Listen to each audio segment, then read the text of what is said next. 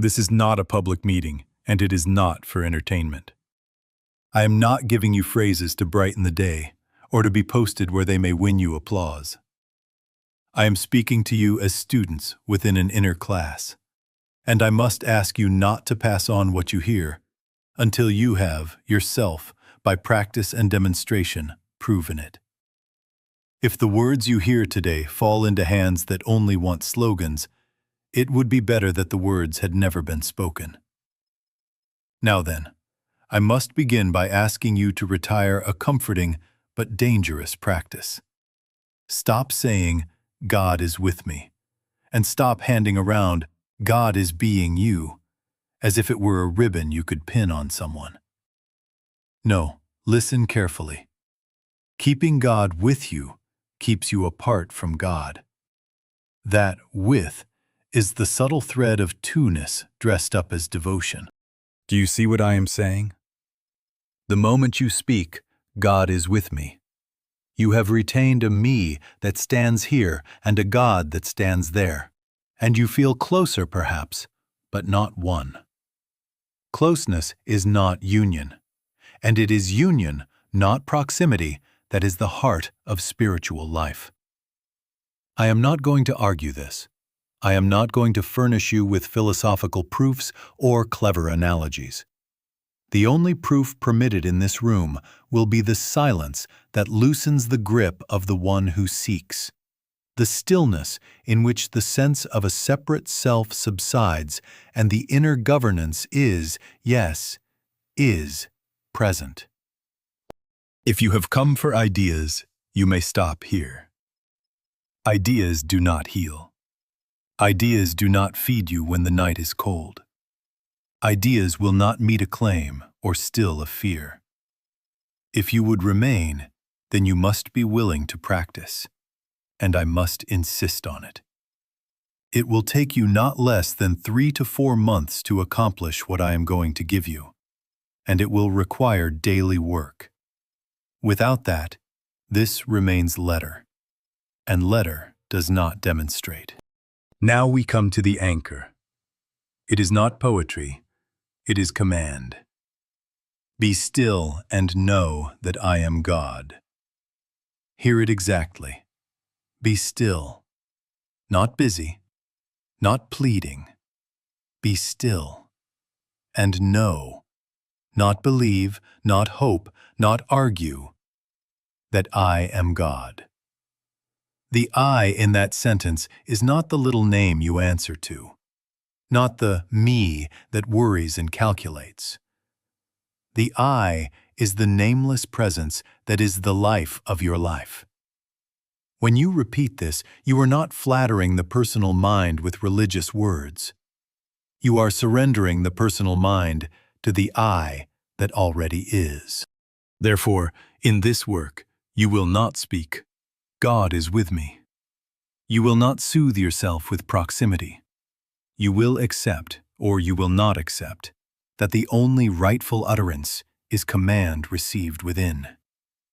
Be still and know that I am God. If you will consent to abandon the distance, to let go of the comfort that is delay, we can proceed. If not, bless you. But do not carry these words into public courts. Those who remain, we begin now, and we begin with silence. Be still and know that I am God. Now then, for the purpose of this work, you must assume something you may not yet feel, but which you must accept as a working basis. For the purpose of this meditation, there are two of you. There is you, the named one, with birth certificate and memories and a way of signing checks. Let us call that one by your common name. Me, Mary. Me, John. Me, Joel. And there is I, the nameless, the presence, the life that is being you. Do not argue it. Assume it. It will take you not less than 3 to 4 months to have this become more than words. And until then, you must practice as if it were discovered fact. Now listen closely. The named one has a role, but it is not the role you have given it. The named one is a witness, a beholder, an instrument. It is not the actor, not the governor, not the doer. Is not your hand an instrument of writing? It does not author the sentence, it carries the impulse.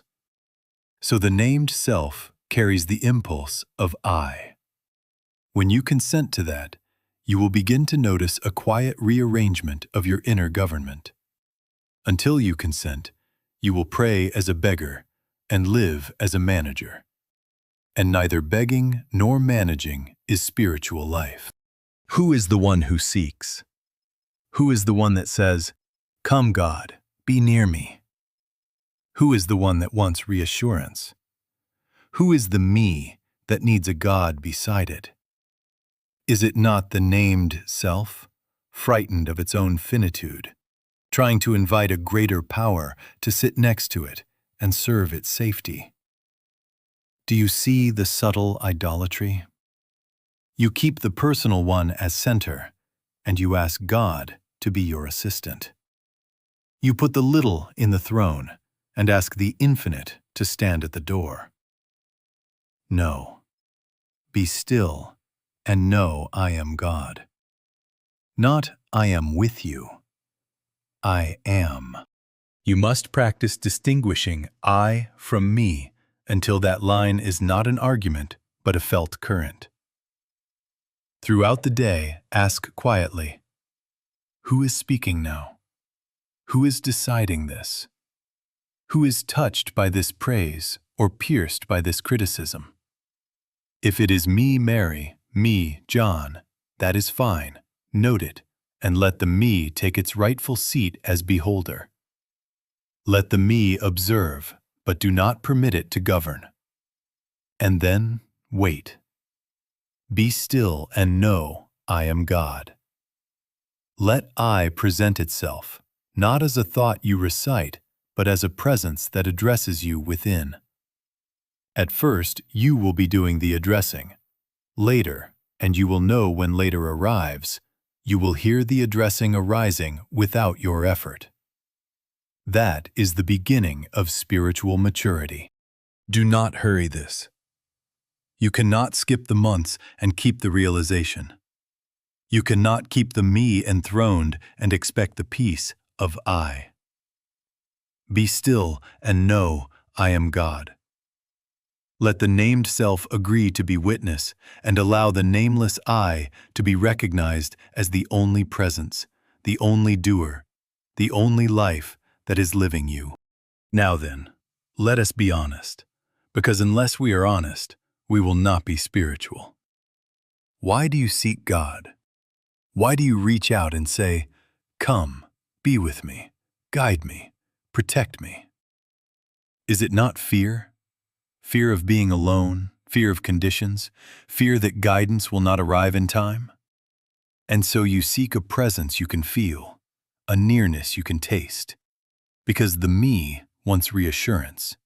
The me wants to be soothed. The me would like a God at its side, like a trusted guard. That is very human, but it is not spiritual realization. Be still and know I am God. I am, not near, not about to arrive. I am. Now, do not misunderstand. Comfort has its place in the human scene, and at times you will find a tender consolation rising, a quiet sense that you are not without help. But comfort is not realization. Comfort whispers, God is near. Realization states without bargaining, without emotional debt, I and the Father are one. Do you see the difference? Comfort is the me seeking warmth. Realization is I presenting itself as the very life of your being. Comfort fades when the weather changes. Realization abides when storms come and storms pass. Comfort looks for signs. Realization is the sign. Language is one of the subtle prisons. God, come. God help, God be with me. Every one of those phrases, oh, listen carefully now, assumes absence and then reenacts absence so the mind can justify its prayers. The mind loves its problem. It loves its drama. It will create a little lack so it may call for a big rescue. And then, of course, it has a story to tell. But in spiritual life, we are not storytellers. We are beholders of I. Be still and know I am God. Each petition that implies two-ness, me here, God there, keeps the theater open and the actor employed. Close the theater. Put the actor in the audience. Let the I be the stage and the light and the play itself. And please mark this well. In making this shift, you must not take up arms against your mind. Put up thy sword. Do not fight thoughts. Do not struggle to fix the mind or force silence upon it. Aggression is the diet of two-ness. It feeds what you must let starve. The moment you strike at a thought, you confirm a second power. The moment you try to whip the mind into order, you enthrone the me as manager once more. No, put up thy sword. Be still. Let the false activity spend itself without your consent, without your resistance, without your applause. This prepares the pivot. Stillness, as we shall take it up, is not self-improvement. It is not the me polishing itself to be worthy of God's company. It is the surrender of the personal sense to the governance already within. It is the consent of the beholder to be governed by I. And when I governs, you will find that the very fear which sent you seeking had no substance. The absence you begged to fill never was. Be still and know I am God. Let this sentence dissolve the habit of looking outward. Let it retire the drama of closeness, and let union, already the fact, announce itself from within you. Now then, we take up the practice itself. This is not an idea to admire. This is a work to be done. Sit quietly. Do not assume the me at the center. Take your seat as I. Right now, without strain, assume the position, I am up here, above the mind, looking down. Not floating away, not escaping the world. Simply assume the vantage of the beholder. From here, you will bid the instrument to be receptive. Be still and know I am God.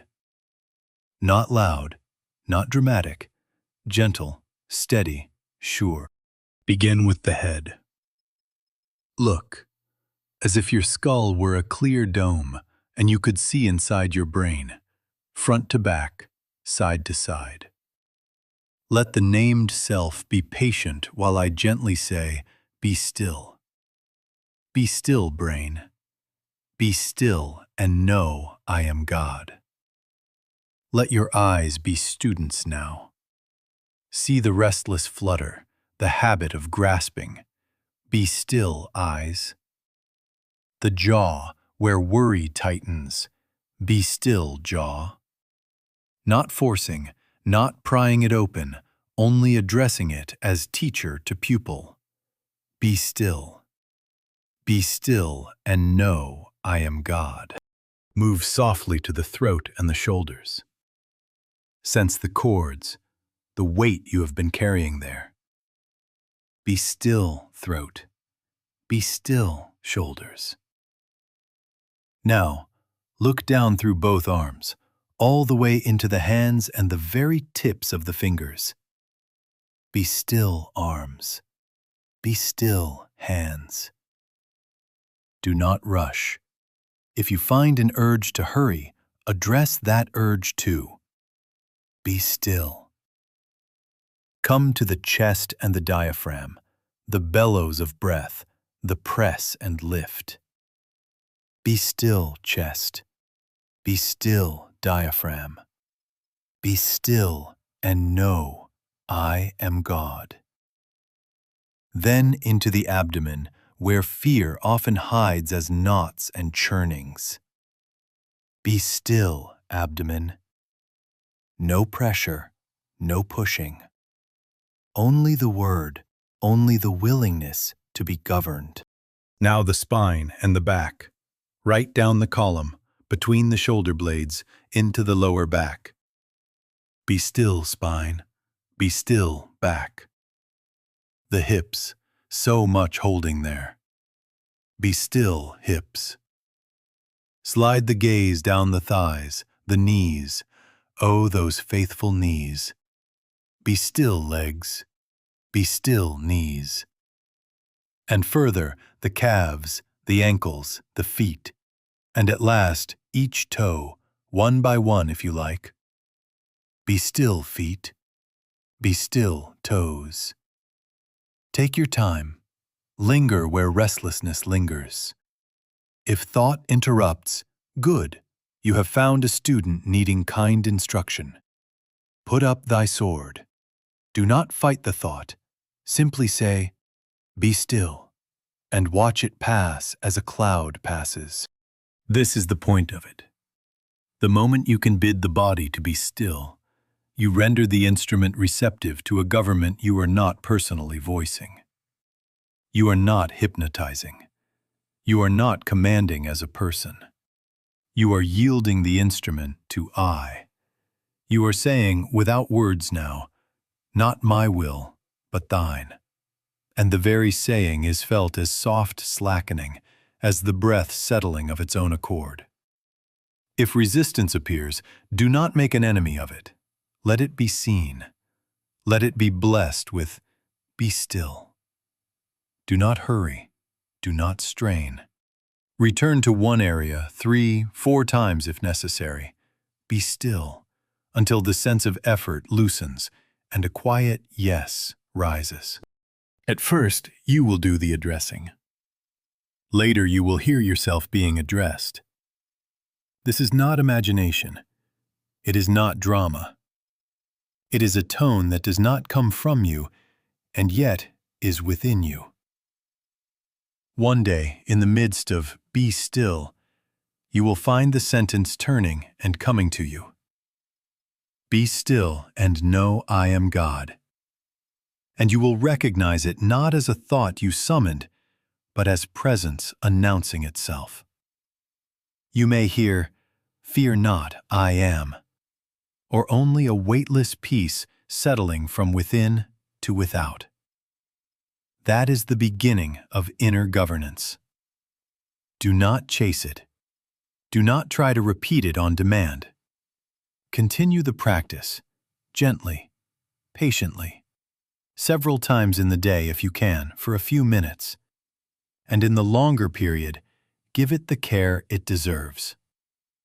The proof is not in your report of it. The proof is the felt transfer of control. When the me relaxes its management, and the I that is your life begins quietly to be itself as you. Be still and know I am God. Now then, I must warn you plainly, because if I do not, you will spoil the work and blame the work for your spoiling. You cannot use be still and know I am God as a charm, a talisman, a magic line to make bad weather good or to make your neighbor like you. The very attempt to use the word for a purpose is the personal self enthroning itself again. You cannot use God. God uses you. The moment you repeat the phrase to get something, you have left the altar and gone back to bargaining at the market. No, put up thy sword. Be still and know I am God. At first, of course, it will be mechanical. I tell you that in advance so that you will not grow proud when it is smooth, nor despairing when it is rough. In the beginning, you will take the phrase the way a child takes a pencil, awkwardly, scratching at paper. Be still, be still. Be still and know I am God. And you will wonder, isn't this doing nothing? Yes, it is. And the doing was the problem. The me has been doing, arranging, fearing, fixing, pleading. Let it be unoccupied for a time.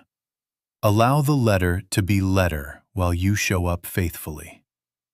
You may not enjoy it. You may not even approve of it. Good. That resistance is proof of how much of your worship has been self-will dressed in holy talk. Then, if you will not hurry, a quiet receptivity appears. You are not pushing the sentence now. You are resting with it. The words seem to hover like a hand on the shoulder, gentle, uninsistent. You notice breaths that are not managed and small muscles that release without orders. You are beginning to be lived. And after that, on certain days, there will be moments without words at all. Wordless knowing, not blankness, not sleep, simply presence as the very fact of being. You will not say, "I have found God." You will not need to. The need to announce it is not present because the announcer is not at the center. I is present as your being. Be still and know I am God. Now, how will you know you are not fooling yourself? Here is a simple test I must give you, because the mind makes quick counterfeit. If you rise from the chair kinder, less reactive, less afraid, slower to condemn, easier to forgive, you have touched the presence. If you come out of it with pride, "I had a good meditation, I felt such power, wait until I tell them," you are still in me, polishing your trophy. Presence does not strut. Presence does not argue. Presence does not need applause. It is self-evident as peace, and it shows itself as gentleness toward your own mind, your own body, your own world. Do not be disturbed when on some days only the letter appears. The letter serves the spirit by keeping you at the doorway until you can be admitted without knocking. But hear me, you cannot pound on the door with the phrase. You cannot shout, "Be still," at your mind and call that spiritual. That is aggression. That is two-ness. Simply return, again and again, to the willingness that lets the words thin out until what remains is not a sentence, but a state. When the words fall away and what remains is I, you will understand why I have forbidden you to use this for a purpose. God being you is not a thought you hold. It is the dropping of the thought holder. It is the end of God with me and the shining fact, without comment, I am.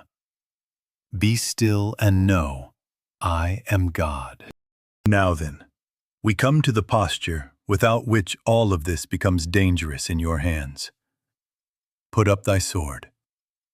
Hear it again, slowly, inwardly, as if it were addressed to you by the very presence we have been courting. Put up thy sword. You cannot enter realization with fists clenched, against your mind, against your body, against your neighbor, against circumstance. The moment you battle, you set up two powers, and two-ness feeds on conflict. The quickest evidence that the indwelling I has begun to govern is the quiet ceasing of aggression, first within, then without. Be still and know I am God is not a war cry. It is the end of war. Begin where the noise begins, inside. Do not fight thoughts. Do not scold the mind for its chatter as if it were a naughty child you could shame into silence. The mind of me is weather. It will change. It will move. It will pass. Let it. You are not the weather. You are the sky in which it appears. Put up thy sword. When fear whispers, when memory parades its little pains, do not argue with them. Do not try to stamp them out. Address them as you have learned to address the body, kindly, without force. Be still. Be still and know, I am God. Not I the thinker, not I the manager. Let the I that is your life register itself. If pain comes into view, do not wrestle it. If desire surges, do not club it. Let the beholder be the place of rest, and in that rest, what must settle will settle, and what must lift will lift. Your body is not your enemy. Your body is your student. Your mind is not a devil. It is an instrument to be tuned, not broken over your knee.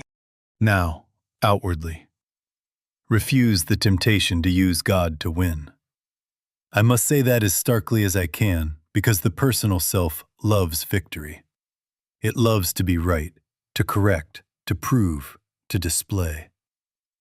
Do not turn this truth into a weapon to subdue your spouse, your partner in business, your congregation, your patients, or your adversaries in debate. Do not pray for advantage. Do not aim revelation like an arrow. If ever you hear yourself thinking, God is being me, and feel a swelling in the chest that wants to dominate, stop at once. That sentence becomes arrogance unless it is paired with humility, secrecy, and nonviolence. God being you never humiliates another. It never struts. It never seeks applause. It is recognized by gentleness, by the refusal to contend, by the absence of the will to hurt. Keep the purpose of this work secret. Keep the edge off your tongue. Keep your victories unannounced. All worship is wrong when done in public, and so is all self-announcement of spiritual authority. Do not mistake non-aggression for passivity. It is not resignation. It is renunciation of a second power. It is not indifference. It is confidence that I, the only I, is the government here. So when controversy is offered, when a diagnosis is presented, when politics calls for your fury, when a neighbor is unkind, put up thy sword. Be still and know I am God. Wait. If a word is to be spoken, you will find it given to you without heat. If an action is to be taken, you will discover it arising without spite. If nothing at all is to be done, you will know it by the peace that asks for no display. Instead of striking, bless. Instead of winning, witness. Instead of arguing, abide. Several times during the day, return for a brief minute to the stillness and let the inner tone reset your posture.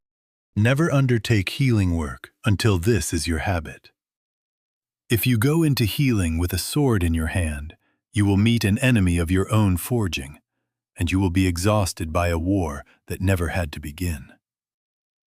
With this posture established, we can speak of claims, appearances, without granting them authority, without fighting shadows as if they were substance. We will not battle, we will recognize. We will not ascribe power to form, we will rest in the I that is power. And then, you will see, claims will begin to disappear into their native nothingness, not because you conquered them, but because there never were to. Be still, and know I am God. Now then, with the sword sheathed and the urge to win set aside, we can speak plainly about what confronts you in the world of appearance. You are daily visited by claims. Do you not see that? Claims of fear, of lack, of disease, of resentment, of depression, of age and loneliness. They come wearing badges as if they were officers of a law you must obey. They knock at the door and announce themselves as power. I will govern your day, says pain. I will organize your choices, says lack. I will shorten your breath, says fear. But I must tell you, and you must accept this as premise before you attempt any work. There is no power in form or effect. All power is in the I that I am. Therefore, claims are not enemies to be fought. They are false authorities to be recognized as nothing in the presence of I. Do you understand what that means for your practice? It means you do not project power at a claim. You do not throw verses at it, nor do you whip your mind into fervor to overwhelm it. That would be two-ness again, and you would be feeding the very show you wish to close. No. Be still and know I am God. The stillness you have learned is the treatment. You sit. You return to the beholder's seat. You address nothing outward. You do not even address the condition as such. You render the instrument still, brain, eyes, jaw, chest, down to the toes, until the inner governance begins to be felt. And then, then, you will feel the withdrawal of consent from the claim, as if a plug had been pulled from its socket. The appearance has not been conquered. It has been seen as baseless. Its roar has lost its wind. It disappears into its native nothingness. Some of you will say, "But I need proof." Good. This work is demonstration, not slogan. Begin where the fear is small. If anxiety has been stealing your breath, and for 1 minute you find that breath moving ungoverned by fear, that minute is proof. Do not despise it. The first release is like the first flight. The brothers were aloft less than a minute, and the whole history of movement changed. One fear dissolved proves fear is not law. One pain loosening without your wrestling proves pain is not a power. Build no shrine to the minute. Let it anchor you in principle and continue the practice. Now hear me on this, and do not distort my words. I am not asking you to neglect any sensible step the moment may require. Outwardly, you will do what wisdom bids. Consult whom you must consult. Take what must be taken. Repair what must be repaired. But inwardly, you will not bow to a second power. Inwardly, you will not pray against a condition, nor plead for rescue. You will be still and know I am God. And from that knowing, wise action flows without fear and without display. You will refuse to instruct others in what you have not yet demonstrated. Keep the work secret. Do not boast of healings. Let integrity guard the holy. And now the bridge back to identity. Because without it, you will relapse into bargaining. When the I that I am is recognized as the life that is living you, healing is not God helping me. Healing is the falling away of a false sense of life. The named self ceases posturing as a sick or endangered center. It takes its rightful seat as beholder, while I, without strain, without audience, reveals itself as wholeness, as supply, as peace. There is no battle because there are not two powers. There is only I. Be still and know I am God. Now then, I must speak as a guardian for a moment, and you must hear me. This work is private, not because it is elitist, but because the personal self loves a stage. The me longs to display. It will parade a sentence. It will dramatize a feeling. It will make a little glow into a badge of office. Public performance drains sincerity. All worship is wrong when done in public, because the very act of display tempts the me to occupy the altar. Keep the purpose of this work secret. Keep it sacred by silence. Be still and know I am God. Do not misunderstand wrong hands. I am not speaking of wicked people. I am speaking of unprepared consciousness. If these words fall into a mind that wants argument, they become a doctrine to beat others with. If they fall into the heart that wants status, they become a title: healer, knower, guide. If they fall into fear that wants rapid rescue, they become reckless claims and spiritual gambling. Then the me uses what was meant to dissolve the me. If the tape gets into the wrong hands, it would be better that the tape had never been made. So I must ask you not to pass this on until you have completely mastered the meditation and proven, in secret, that peace governs you. Now, about your devotions. I grant you all forms. Kneel if you must. Sit if you can. Walk if that steadies you. Light a candle if it reminds you of an invisible grace. But keep the purpose of it secret. Do not use any form to impress your neighbor, and do not even use it to impress yourself. The moment you rise and say, "I had such a deep meditation," you have turned inward worship into an outward certificate. Tear it up. Return to the chair. Be still and know I am God. Let the I be the only witness. What of the family, the office, the street? You will not preach at them. You will not correct their phrases, nor force your vocabulary into their day. You will let your peace be evidence enough. The social effect of realization is not a louder voice. It is a softer presence. Tempers around you will find no hook to cling to. Conversations that once caught fire will flicker and pass. You will bless, not by speech, but by being. And if questions come, you will answer without heat and without promotion. Put up thy sword, even the sword of spiritual talk. Now I must prepare you for what is next. Discipline over time is required, and a schedule is not bondage. It is your safeguard against self-deception. The me will always claim, "I am doing fine, I am advanced," when it is only entertained.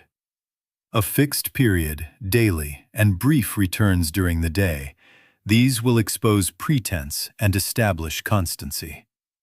In our next work, I will give you a 3-month plan. Accept it now in principle. Without time-bound secrecy and sincere practice, the letter will puff you up. With it, the spirit will constitute you.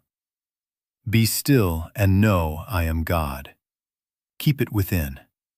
Let integrity guard the holy. Now then, I must give you a schedule, because without it, the me will make promises and keep none. For this to become life and not recital, you will undertake not less than 3 to 4 months of steady practice. Consistency over intensity. Daily, not now and then. One longer period each day, never less than 30 minutes, better 45, and when you can, let it be 60. Plus several brief returns of 3 to 5 minutes scattered through the day. Do not bargain with this. If you cannot find an hour, you will find that you can find 30 minutes, early, before the world makes claims on you. Sit. Address the instrument as you have been taught. Be still and know I am God. Do not hurry. Do not try to feel holy. Simply render the body, the breath, the mind receptive until the inner governance begins to be felt. Now, the micro-returns. These are not miniature heroics, they are resets. Several times in the day, before you speak, before you react, before you decide, pause. One breath, consciously unowned. One inner, be still. Loosen the mental narration for a moment as if you set a book face down and listened for a sound in another room. Do not analyze. Do not search for light shows. Be still and know I am God. 30 seconds may do. 3 minutes is better. 5 is excellent when you can safely take them. Before answering letters, before entering a discussion, Before lifting a phone, before agreeing or refusing, return. These little obediences are the hinges on which the larger door swings. You will keep your own private record, not as a prize list, but as a mirror to your sincerity. Each evening, mark down any moment in which you know the I took over. Where patience appeared, you did not plan. Where a wise word was given without heat. Where restraint held you when you would have struck. Where love moved you without calculation. Do not embellish. Do not advertise. Keep it secret. If a day offers no such note, do not despair. Return to the chair in the morning. If a day offers many, do not strut. Return to the chair in the morning. The point is demonstration, not decoration. What shall you call success? Not visions, not voices, not thrill. Success is the descent of peace that governs the day and reduces the need for personal management. You will discover that decisions make themselves clear without wrestling, that conversations land without bruising, that the body's weather moves across a sky that no longer storms. You will notice that fear asks for your attention and does not get it.